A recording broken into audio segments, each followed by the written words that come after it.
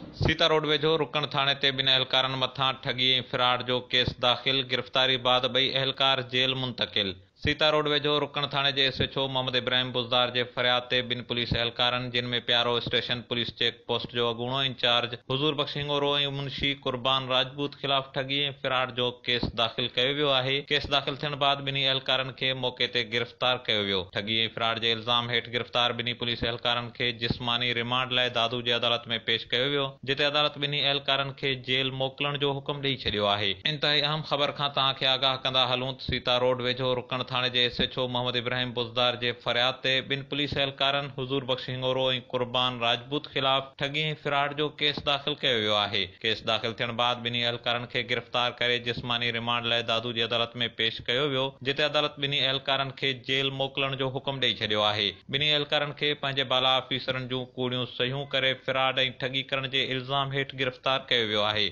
Arsalan Allahwarayo Khoso, Kawish digital media reporting team, Sita road.